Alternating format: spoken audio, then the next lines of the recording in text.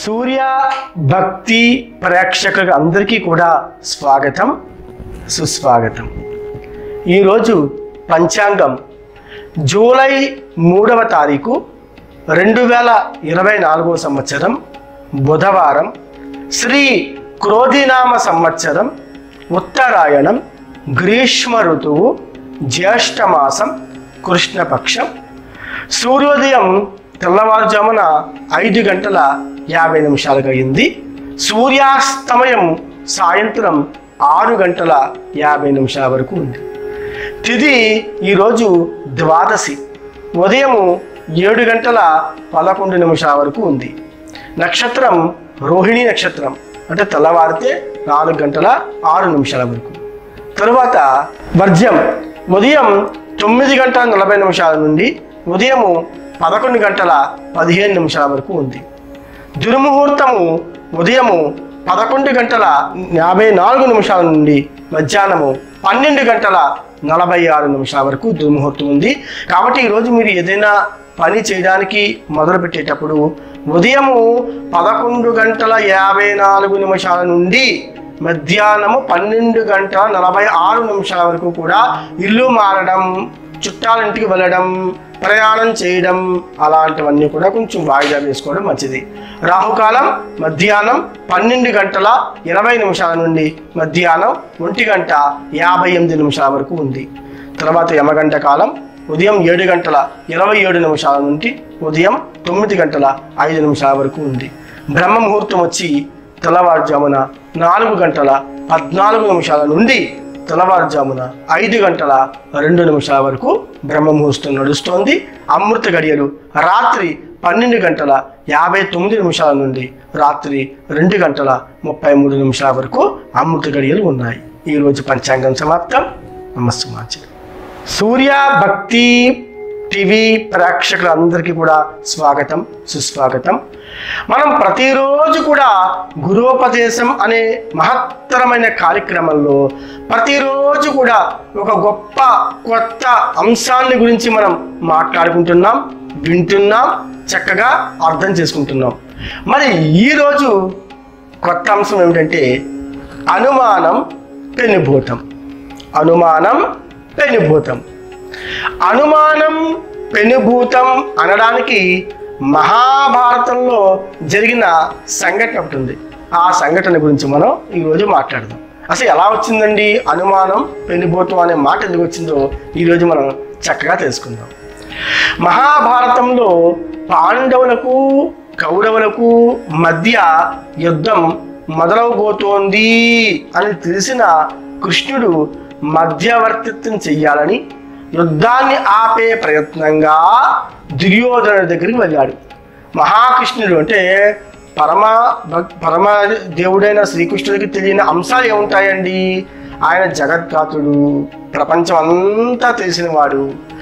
అటువంటి వాడికి శ్రీకృష్ణుడికి జనార్దనుడికి మహాభారత యుద్ధం జరగబోతోంది, కౌరవులకి పాండవులకి మధ్యన యుద్ధం మొదలవబోతోంది అనే విషయం తెలిసిన తర్వాత కృష్ణుడు మధ్యవర్తిత్వం చెయ్యాలని యుద్ధాన్ని ఆపే ప్రయత్నంగా దుర్యోధన దగ్గరికి వెళ్ళాడు మన శ్రీకృష్ణుడు.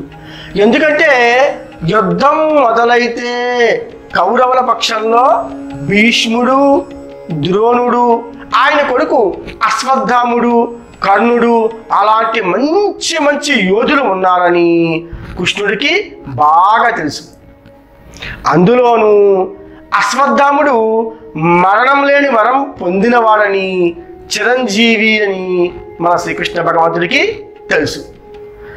కౌరవుల పక్షంలో అశ్వత్థాముడు కనుక సైన్య అధిపతిగా నియమించబడితే పాండవులు ఎట్టి పరిస్థితుల్లోనూ కూడా గెలవలేరని తలుచుకున్న ఆ శ్రీకృష్ణుడు ఒక ఆలోచనను పన్నాడు. ఏంటి ఆలోచన?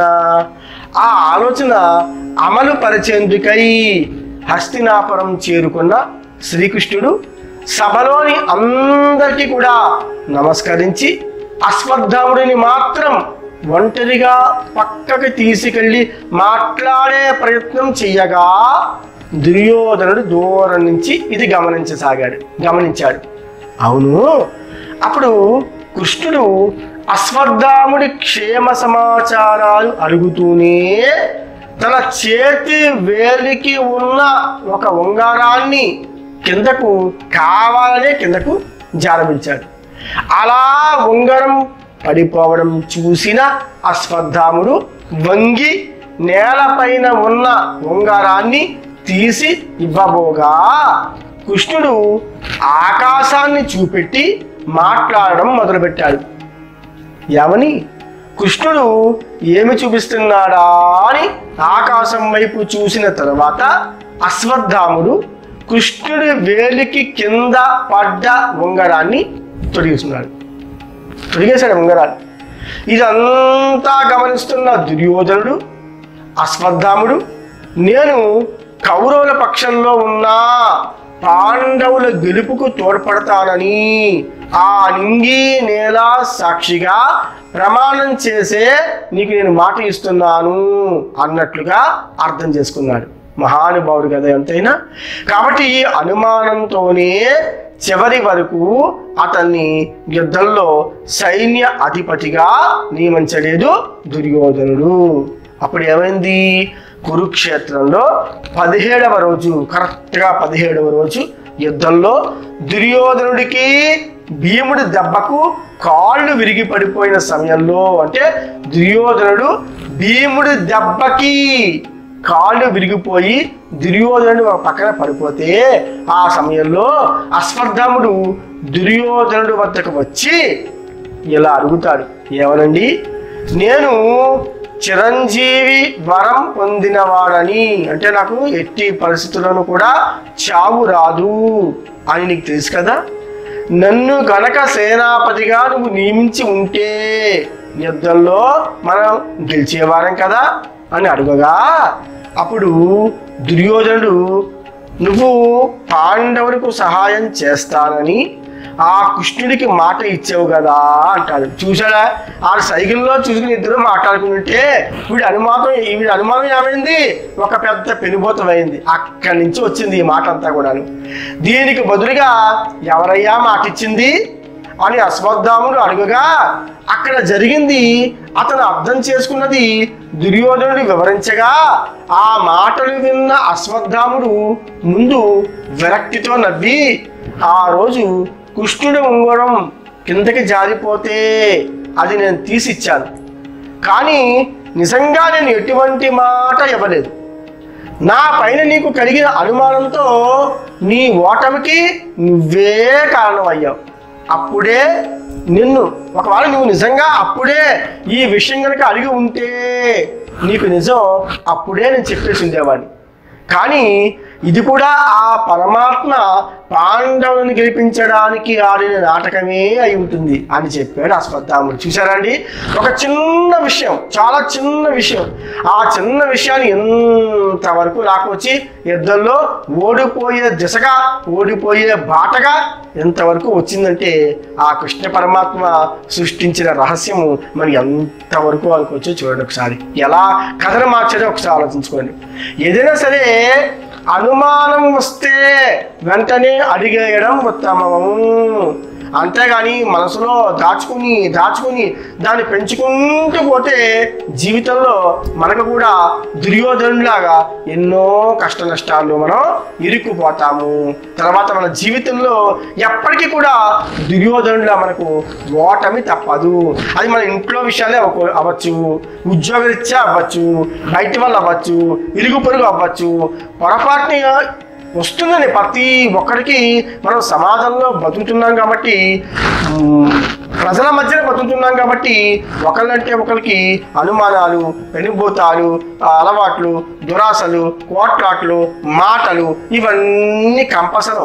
ఎందుకంటే మానవుడు సమాజంలో బతుకుతున్నాడు. ఒంటరిగా ఏ జీవి కూడా బతకలేడు. నేను ఒంటరిగా జీవించేస్తాను, ఒంటరిగానే ప్రయాణించేస్తాను, అది అసాధ్యమైన పని.